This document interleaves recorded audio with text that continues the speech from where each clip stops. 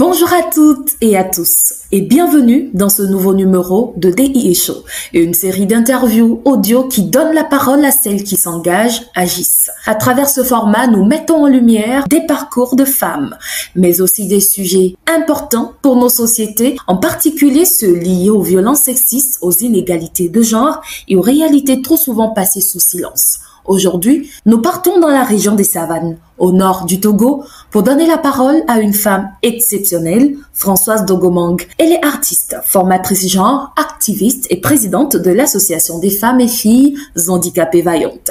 Elle se bat depuis des années pour une société plus inclusive où les femmes handicapées ont droit à la parole, à l'éducation, au travail, à la dignité. Ici, elle nous raconte son histoire, ses combats et nous aide à comprendre pourquoi être femme et handicapée au Togo, c'est souvent vivre une double, voire triple exclusion. Nous allons explorer la réalité quotidienne de ces femmes, les freins systémiques, les préjugés ancrés dans la société, mais aussi la force, la résilience et les solutions portées par elles-mêmes. Bonjour Françoise Dogomang. Oui, bonjour Madame Elisabeth. Merci pour l'opportunité que vous nous offrez donc de pouvoir nous exprimer et partager avec vous notre quotidien. Je vous ai présenté, mais ce sera très formidable de mieux découvrir votre parcours. Merci beaucoup Elisabeth. Merci de faire vraiment un clin d'œil sur la région des Savanes. Et voilà, je suis Françoise Dogomang, une jeune femme handicapée togolaise, âgée de 46 ans. Je suis fondatrice de l'Association des femmes et filles handicapées dans la région des Savanes, que je suis originaire donc de la région des Savanes. J'ai grandi dans une famille aimante et solidaire. J'ai eu la chance d'avoir des parents merveilleux, mais hors du socle familial, je n'ai pas eu facilement la chance de rencontrer et donc que ce soit des amis et des collègues et qui pourraient nous faciliter l'acceptation de notre situation de handicap. Voilà un peu. Mais qu'est-ce qui vous a motivé à vous engager pour les droits des femmes handicapées au Togo, pour vous rendre si dynamique sur le sujet? Étant une femme courageuse et je suis une femme déterminée, j'avais des objectifs que je devais atteindre. Or, toutes donc ces capacités m'ont amené aujourd'hui à être cette femme leader, cette femme engagée et surtout pour le respect et la promotion de la femme handicapée au Togo et partout dans le monde. Votre handicap, c'est quel handicap et comment vous arrivez à vivre vos défis du quotidien? Merci beaucoup, Madame Elisabeth. Je suis une personne handicapée physique, mais pas de naissance.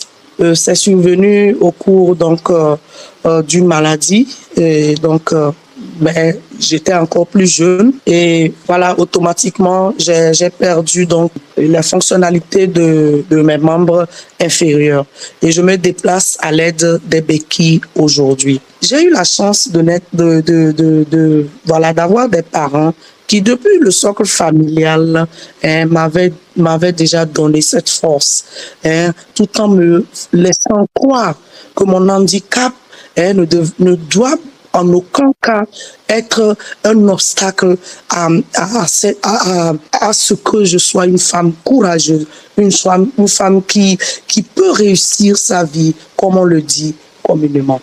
Et c'est cette force, aujourd'hui, je partage avec mes sœurs parce que autour de moi, beaucoup de femmes et de filles handicapées n'ont pas d'abord accepté leur situation de handicap et au-delà des barrières, que ce soit les barrières que la société nous présente et que ce soit la situation de nos communautés, que ce soit les cultures, que ce soit voilà tout ce que aujourd'hui la société les préjugés, oui, elles n'ont pas pu donc dépasser leur situation de handicap et elles vivent dans une bulle où chaque jour une voix résonne donc dans leur mentalité comme quoi elles sont des femmes handicapées, donc elles sont appelées à tout simplement se mettre à l'écart.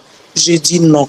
Voilà pourquoi je me suis engagée à défendre non seulement les droits, mais à aussi les encourager, à croire, à garder espoir et aussi savoir qu'elles ont elles doivent contribuer au développement de leurs différentes communautés. Voilà un peu ce qui m'a amené dans ce combat. Comment décrirez-vous donc la situation actuelle des femmes handicapées au Togo? Avez-vous des chiffres? En termes de chiffres aujourd'hui, au Togo, tout d'abord, lorsque nous prenons le pourcentage des femmes au niveau au Togo, et d'une manière désagrégée, les femmes handicapées représentent donc 1,6% de la population togolaise. Et donc, c'est vrai que c'est un chiffre un peu... D'aucuns diraient que peut-être c'est pas élevé, mais lorsqu'on va quand même on essaie de voir la proportion que donc occupe cette population des femmes handicapées, on se rend compte que c'est énorme et qu'il est important vraiment il est très important de vraiment faire, de mettre donc un accent particulier afin de relever les défis en termes d'obstacles, en termes d'opportunités, en termes de promotion pour permettre donc à cette couche de la société de pouvoir être épanouie. Voilà un peu ce que je peux dire. Merci. Ils subissent donc vraiment assez de discrimination. Quels sont les principaux obstacles auxquels elles font face dans leur vie quotidienne? Éducation, emploi, accès aux soins, vie sociale, des témoignages de vie? Effectivement, les principaux obstacles auxquels les femmes handicapées font face, comme vous l'avez bien dit, sont l'accès à l'éducation. Aujourd'hui, on cache encore les enfants, les femmes handicapées, les enfants handicapés en général, dans les maisons. Quand on parle de l'employabilité, aujourd'hui, lorsque une personne handicapée va peut-être demander de l'emploi, difficilement on accepte son dossier parce qu'on se dit qu'il n'est pas en mesure donc de permettre peut-être à l'entreprise d'avoir des bénéfices. Au niveau des soins de santé, des centres de santé, les personnes handicapées sont constamment discriminées.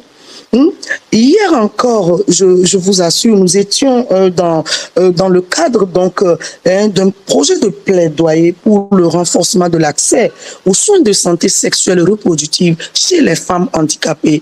Quand on a eu des témoignages où des femmes handicapées, quand elles viennent ou monter sur la table d'accouchement, c'est avec beaucoup de difficultés.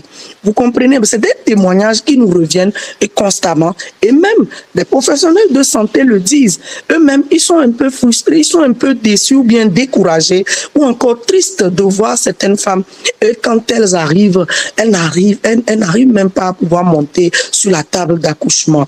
Maintenant, face à cette situation, comment est-ce qu'on peut facilement penser que cette dernière peut être épanouie ou autonome? Ça, c'est un exemple parmi tant d'autres. Lorsque je prends le domaine social encore, aujourd'hui, les femmes handicapées, c'est vrai qu'elles vivent vraiment une précarité. Ce n'est pas facile déjà pour elles d'être des femmes handicapées, mais au-delà du social, elles n'arrivent pas déjà à pouvoir se prendre en charge. C'est déjà très compliqué. Et sur le plan économique, les femmes handicapées sont rejetées des groupements d'épargne. Même à la banque, dans certaines microfinances, lorsqu'une personne handicapée, une femme handicapée se pointe, elle a besoin d'un prêt pour peut-être appuyer ses activités. On se demande, avec sa situation de handicap, est-ce qu'elle pourra rembourser?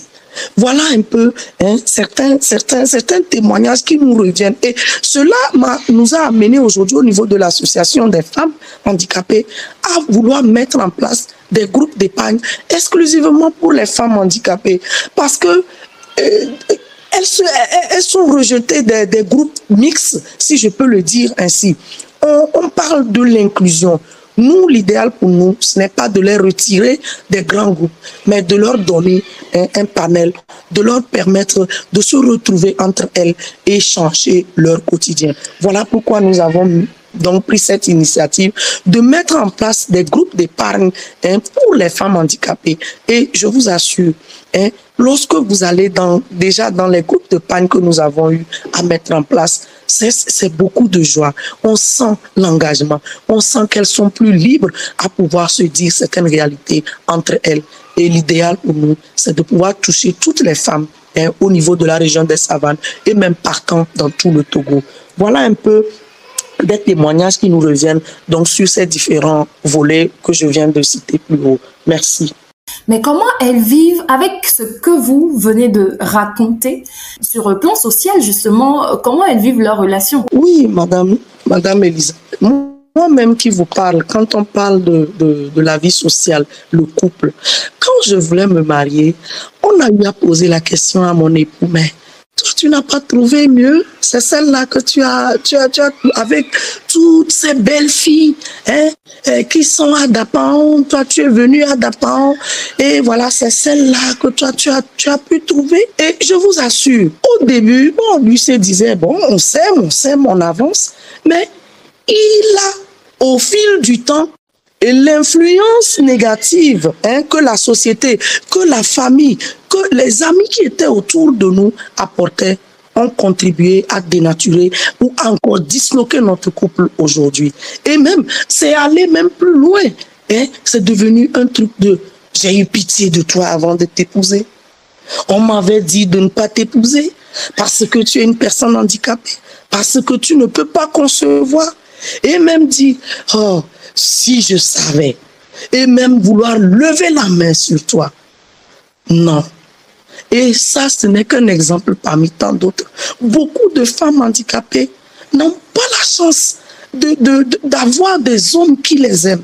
Parce que déjà, l'influence négative, la perception négative que les gens ont du handicap fait que aujourd'hui, beaucoup de femmes se retrouvent soit elles retournent carrément chez ses parents, peut-être qu'elle a eu déjà des enfants, et le monsieur l'abandonne avec les enfants, elle a les enfants à sa charge, elle est une personne handicapée, elle est une femme, voilà encore les enfants qui viennent s'ajouter, et encore, voilà, elle n'a pas d'opportunité, elle n'a aucune activité, même la petite activité qu'elle mène, il n'y a pas un fonds pour renforcer donc son activité pour lui permettre de pouvoir subvenir aux besoins de ses enfants. Chaque jour, ce ne sont que ces témoignages que nous recevons. Même, loin encore, il y a certaines femmes, parce qu'elle est handicapée, et le monsieur, il ramène une autre femme dans la maison, peut-être une autre femme qui se moque d'elle, disant, voilà, celle-là, elle ne peut même pas marcher. J'ai ramené celle qui peut mieux marcher qu'elle. Et le soir ou encore la nuit, quand il a envie de faire des relations avec elle, il se permet de bien tabasser cette dernière. Et aujourd'hui, nous avons déjà des cas. Nous avons un cas où le monsieur, avant de prendre les rapports, il vient raconter des bêtises à la dame, mais finalement, il fait des rapports. Cette dernière, voilà, aujourd'hui, elle se retrouve en état de grossesse. Et il abandonne même la CPN. Il ne se pose même pas la question. Est-ce que celle-là, normalement, elle doit faire un contrôle? Elle doit quand même faire, un suivi prénatal. Et nous sommes au niveau de l'association obligés de prendre la responsabilité parce que lorsque ce cas se présente à toi, est-ce que tu vas rester silencieuse? Non, ça fait mal. C'est plein d'exemples parmi tant d'autres. Toutes nos femmes, nous recevons, au niveau de l'association des femmes handicapées, nous impliquons les mamans des enfants handicapés, des femmes qui, peut-être, je dirais que c'est le coût de la vie. Elle a donné vie à un enfant qui est handicapé. La famille de son mari, on la rejette. Le mari même la rejette. Le samedi, nous étions en réunion mensuelle quand une femme, juste parce que nous avons voulu recueillir certaines impressions, elle était tellement émue parce que avant qu'elle n'adhère ou bien qu'elle vienne au sein de notre association, ce n'était que des pleurs. Elle s'enfermait dans sa chambre, elle pleurait parce que chaque jour on lui disait « Qu'est-ce que tu as accouché ? Tu as accouché un monstre. » Et depuis qu'elle est avec nous, elle est tellement satisfaite parce qu'elle reprend vie. Elle pleure, mais elle pleurait de joie juste pour nous dire merci pour l'accompagnement.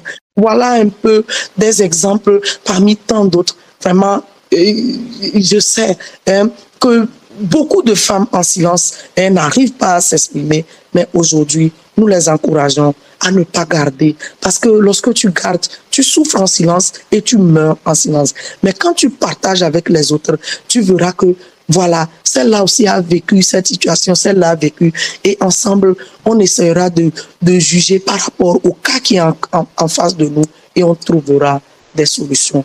Donc, en réalité, vous êtes devenu vraiment une famille. Ça devient donc un lieu de réconfort, un lieu où elles se sentent apaisées, écoutées. Merci. L'association est devenue un lieu de réconfort, un lieu d'écoute. Et je vous assure, quand elles arrivent ici à notre siège et que elles ont la chance de rencontrer, que ce soit moi qui suis la directrice, je leur dis, n'allez pas loin. Le modèle, le voilà devant vous. Je suis un modèle de résilience. J'ai pu braver toutes ces difficultés. J'ai écouté beaucoup de choses. On m'a insulté, on m'a dénigré. On est venu même à ma porte me dire, tu ne peux même pas acheter une brique. J'ai tout entendu. On est même allé au-delà. Tu ne peux pas accoucher un enfant. Qu'est-ce que tu as? Toi, tu peux apporter quoi? Moi j'ai tout entendu. Et le bureau exécutif, le CA est aussi là pour les écouter. Et nous avons une psychologue qui accompagne l'association, donc et qui est plus professionnelle, donc c'est son domaine. Donc elle utilise aussi des stratégies pour vraiment mettre en confiance ses sœurs. Voilà un peu ce que nous faisons. Et chaque jour nous recevons des cas. Mais nous disons merci à Dieu parce que lorsqu'elles quittent notre siège, elles sont réconfortées. Avec la crise actuelle au nord, mais aussi la vie chère, les femmes handicapées le vivent comment? Merci beaucoup, Madame Elisabeth. Effectivement, la région des Savanes, depuis quelques années, vit une situation sécuritaire pas vraiment stable. Et vraiment, c'est pas une situation qui nous satisfait parce que nous voulons la paix, nous voulons la sécurité, nous voulons des opportunités pour vivre pleinement notre vie. Mais malheureusement, cette situation ne favorise pas un climat de paix. Cette situation ne favorise pas un climat de sécurité et quand les gens ne peuvent pas peut-être aller ou encore sortir librement, vaquer donc à leurs occupations ou encore mener leurs activités donc d'une manière plus paisible, ça retombe, il y a des retombées négatives donc sur l'économie, sur le social, sur le vivre ensemble. Et donc les femmes handicapées, elles ont subi. Parce qu'il y avait certaines de nos sœurs qui allaient peut-être dans les lieux les plus reculés ou peut-être faire leur petit commerce. Mais avec la situation, elles ne peuvent plus aller loin. On est toujours à la maison. On est toujours dans un environnement où on ne peut même pas, peut-être la petite activité qu'elle fait, elle ne peut pas facilement le commercialiser. Et la vie chère. Déjà que cette situation de crise a donc un impact négatif sur l'économie. Au marché, tout est cher. Elles n'ont déjà pas un revenu. Comment est-ce qu'elles pourront subvenir facilement à leurs besoins de première nécessité? Donc, voilà un peu ce que je peux dire sur cette situation qui a vraiment encore rendu plus vulnérables, surtout nos femmes handicapées. Quelles sont ces politiques publiques pour mieux soutenir ces femmes? Oui, merci beaucoup, Madame Elisabeth. Et nous tenons tout d'abord à dire un sincère merci à notre gouvernement qui fait de son mieux pour l'autonomisation de la femme. Oui, les lois, les politiques sont là, oui, mais nous voulons plus qu'il y ait des actions plus concrètes. Je dis, les lois sont votées. Aujourd'hui, les femmes, certes, certaines, pas toutes, oui, elles savent que si elles sont victimes de violence, elles savent si elles sont victimes de discrimination, elles peuvent toutefois aller dénoncer telle ou telle situation qui ne favorise pas le bien-être. Mais toutes ces politiques, nous voulons que des actions concrètes. Une des actions concrètes déjà, nous voulons qu'au niveau, dans les accompagnements holistiques des cas de violence, par exemple, que tout un système soit mis en place depuis que la victime est prise en charge jusqu'à ce qu'il y ait la réparation, que qu'on puisse vraiment mettre des moyens pour qu'on puisse prendre en charge réellement. Et au-delà de ça, les opportunités, qu'on donne l'opportunité aux femmes handicapées d'accéder à de réels programmes d'autonomisation. Quoi qu'on dise, Madame Elisabeth, ventre affamé n'a point d'oreille. Si aujourd'hui on dit autonomisation, autonomisation, et qu'à côté, quelqu'un n'est pas en mesure de pouvoir, ne serait-ce que donner un seul repas à ses enfants, elle ne sera pas épanouie. Je sais qu'il y a beaucoup de programmes, que ces programmes puissent vraiment venir nous toucher. Au niveau de l'association des femmes et filles handicapées, nous faisons ce que nous pouvons. C'est encore difficile, mais si nous avons la chance d'être contactés, voilà, il y a des programmes concrets. Nous pouvons facilement identifier les femmes handicapées. Pourquoi déjà ne pas leur offrir des baraques? Celles, par exemple, qui ont une mobilité réduite, qui se déplacent avec des fauteuils roulants. Pourquoi ne pas mettre en place un système pour leur offrir tous des fauteuils roulants, par exemple? Elles pourront facilement se déplacer. Je vais même au-delà des fauteuils roulants, parler des motos, des motos à 3 roues. Si aujourd'hui, peut-être en nous écoutant dans cette émission, on nous offre des motos à 3 roues, pourquoi ne pas donner à nos femmes pour qu'elles puissent facilement se déplacer? Si on met en place des baraques et qu'on même si on ne veut pas leur remettre directement de l'argent, qu'on essaie de leur demander, qu'est-ce que vous voulez qu'on fasse concrètement pour vous? Qu'on vienne déjà remplir leur baraque. Et là, nous aussi, nous allons renforcer la sensibilisation. Nous allons renforcer le suivi pour qu'elles puissent bien gérer ce qu'elles ont déjà. Voilà un peu des actions concrètes. Oui, les lois sont là, mais nous voulons le concret pour un développement ou bien une autonomisation durable. Merci, Madame Elisabeth. Quel message de fin?